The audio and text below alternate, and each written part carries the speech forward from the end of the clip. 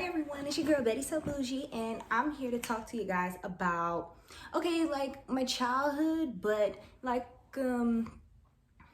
more of the things that helped me or what made me who I am today. So one incident that I want to talk about, it was the time that social services came to the house, right? And took me and my brothers away. And now, I do remember it. I remember it like vividly, but you know, the specific things, now that I'm older and I'm an adult, I actually like, oh, wow, okay, wait, this was wrong. This was bad. So when I was a kid, I didn't look at things like that. Like I didn't look like, oh, me not having this or having that or certain things going on in the house. It just wasn't supposed to be going on in the house. It was bad. So this is how it went. Now, I don't remember ages because I'm just not good at that. Maybe I was like 8 or something. I don't know. But I know I was about to go to the 3rd grade. And then I have a brother, he's about a year older than me. Maybe a little less, you know, like a couple months or something like that. But he, so if I was going to the 3rd grade, he was in 4th. And then I had a little brother, he had like 2, I don't know how many years. I know how that sounds, but I don't know why I don't keep up with my brother's age. I don't know. But if that was the case, he was probably like, not even in kindergarten, probably 1st grade or something. Okay, so one day, it was just like out of the blue. At the time, me, my mom, I think my dad was on the verge of just like leaving at that point in time because they had a really rocky relationship. But me, my mom, and my 2 brothers, we were staying in this apartment complex. It wasn't a big one, of course not, but it was like, you know, I think the max was like 4 apartment suites. So we were staying there, and now being an adult, I realize it's bad. Okay, so this is the scenario, right? We're in a house, and the house has no furniture in it. No furniture. So the lady, she just popped up one day. Now, whoever gave her the tip, whoever said, you know, oh, these kids weren't living in the best condition, yada, yada, yada, this, that, and skip. I don't know who gave it to her, but she came over. And you know, it's crazy. If I was to see her to this day, I would definitely know who she is. I would, like, I know you. Like, you know what I'm saying? If I was to see her, but I actually haven't ran across the woman in a very long time, so I don't know. So, moving forward, she came in, and at the time, all of my mom's friends were there. And they were drinking and stuff. So it was just strange because it's like it's like she came on the day that they knew she had to know. Somebody tipped her, but she came on the day. And now, don't get me wrong, now my mom, she was at one point in time an alcoholic. To this day, I'm not like angry with my mom. I remember being angry with her for a very long time, but I'm not anymore. Like being an adult, realizing and growing up and trying to understand people, I'm not mad anymore. But I do remember she came in, she had on like I think it was like a grayish kind of suit, but she looked really nice, and she talked to us. Of course she talked to us, and she was so nice, right?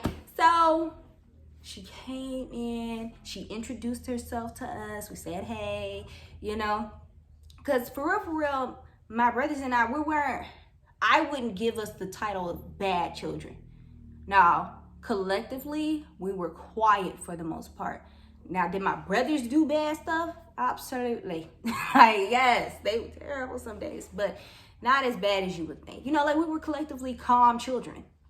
So she's asking us questions and stuff, and one of the questions was, well, where's your room?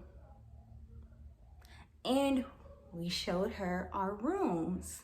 So I took her to my room, and then my brothers took them to theirs. And you guys, we didn't have any beds. We didn't have no beds or anything like that. It was nothing but sheets and blankets, because at the time we were making pallets. And the crazy part is, before we had moved there, because we had just moved maybe 2-3 weeks. No, not even 2-3 weeks. We were there a long time. Yeah. But we had beds and stuff. I don't know what happened. Yeah, I don't know what happened. So, yeah, moved to the apartment. We didn't have any beds or anything. The lady saw that. She saw the pallets and stuff like that. And so then, she's so nice. She was like, oh, this your room. Okay, this is your room. Okay. Really nice, uplifting type spirit that she was giving. And then she was like, okay, what you guys eat today? And I didn't know, as a kid, I just said what I ate. I think I had like a bag of chips. It was so bad, you guys. And it's not a laughing matter, because I understand people who go through this, because I went through this with social services and stuff like that. It is a very serious thing. And when now listen, I'm just flip-flopping throughout the story. I promise y'all I am right now, I promise.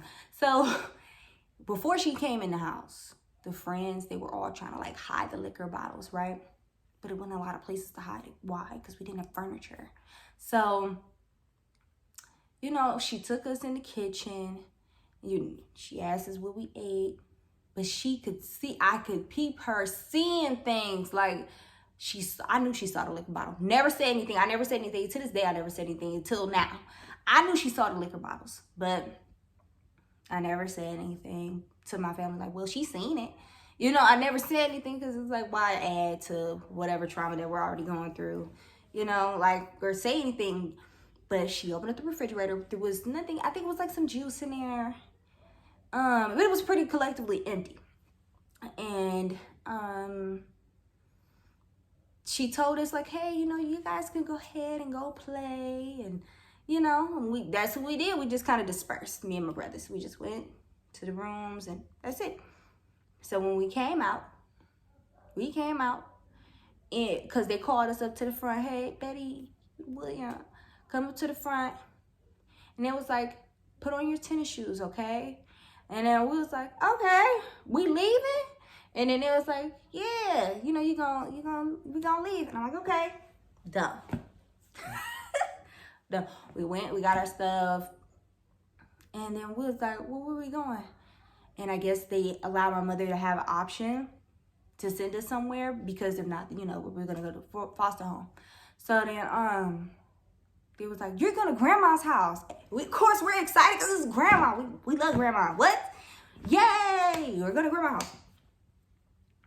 Y'all, the police officer, we had to get in the police car. And I never told my brothers to look back, because when I look back, I knew it was bad. So we're going towards the police car, and I turn around and I look, and my mother is crying. My mother is crying, y'all, crying. But I didn't say anything, you know what I'm saying, because I knew it would probably upset my brothers.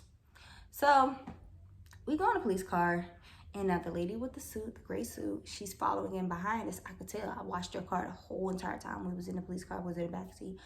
And I just watched her. She hit every corner with us. And I'm because I'm pretty observant. So she hit every corner. She was right behind her. I'm okay, why didn't she just drive us? I thought that, because I'm thinking really for real, I'm thinking that's my mom's friend, asking questions. But I couldn't really connect as a kid. You know what I'm saying? I knew certain things were happening. I knew what was going on. But connecting the dots never was a thing to me. I just knew. I just saw it. But now being an adult, So then when we got there, my grandmother was there. We got out. We gave her a hug. But she looked so worried. And I'm just she's this serious. Something's happening. And so the lady, the police officers, they all went into grandma's house with us. And they sat there. And basically, no, okay, so this what happened. I think we have another brother. We was playing with him or whatever, talking to him. I can't really remember. But, after they left, my grandma, she was kind of pacing back and forth. And I peeped it. I ain't say nothing. I'm just like, okay, she pacing back and forth, something's going on. And so then she called us up and she was like, hey, you guys, you know what?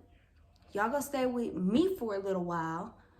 And it's very important. Like, she sat us down, she had this long conversation with us about how it is important that we don't talk to our mom. And I'm just like, well, why not? What's going on? You know, like, we're all sitting there like, okay, why? Okay, we talk to our mom. Now, don't get me wrong. The first 2 weeks that went by was like, okay, mom's chilling or something. You know, just not even really thinking on what really just happened. But after a good month or two, it started clicking to me. Like, something ain't right. It was so bad to the point that she couldn't even get visitation rights until she completed certain classes. And I did not know that until growing up. Man, people talking about it around me, and I'm just like, I didn't know that she even took a class. She had to take classes. It was that bad, you guys. And I remember, this can't hurt me now. I'm like 29, right? So one time, like I think it was 3 months, right? It was 3 months in, I lived with my grandmother, and they had arranged something. My grandma, my auntie, and my uncle, they had arranged something so that we could sneak and see my mother, right? So my mom, I don't know, I just know that she ended up not being where we were at, right? So that plan didn't go through pretty well, right? So the way they did it was, and they sat us down and they explained it. I mean, like, they drilled it in our head. They was like, do y'all understand? Y'all cannot say that y'all ever saw y'all mom. And then we like, yeah, like, yeah, we not gonna say nothing. We not gonna ever say anything. And so then I think she was over at my auntie's house. And then, you know, the first time it didn't go through. So I'm like, this probably didn't go through either. But my mom, she was in the house, and when she seen us, she started crying. And she like just ran to us and was like hugging us so tight. My brother, he's very sensitive, so he started crying. My little brother, he didn't care. But me, I cared. But I'm kind of like a medium. So it's like, okay, sensitive, non-sensitive, medium. Me, I'm the medium. And I felt like it was a good thing, but then I felt like this was a bad thing. I'm like, why is this? What's going on? And so I'm talking to her, and she telling us how much she missed us, and she had like little things for us, and like, you know, we had a good conversation. It was really good. It was nice. It was nice. But she ended up having to leave very quickly. I don't know if like they had her on a monitor. I don't know what. But she left so quick. It was like I didn't see her. And then we continued to live with my grandmother. Now, eventually, my mom did gain custody of us back. But then things, like, you guys, I have so much to tell you within this, but it'll have to be on the next video. Because living with my grandmother, it was a great thing that she did that for us, you know what I'm saying? But it came with a lot of bad stuff. A lot of bad stuff that I don't even like talking about, but I feel as though I should. It would be a great exercise for me mentally, because I'm not good with sharing things with people. So living with my grandmother to living back with my mom, and then that being really tough, like, that was really, really, really, really, really tough to, again, having to live with my grandmother, and then again trying to love my mom all over. I have so many stories that I am just like so willing and ready to talk about, and you guys can catch it all on the next video. I'll probably up another video tomorrow, because this is something I think you guys would want to hear, so stay tuned.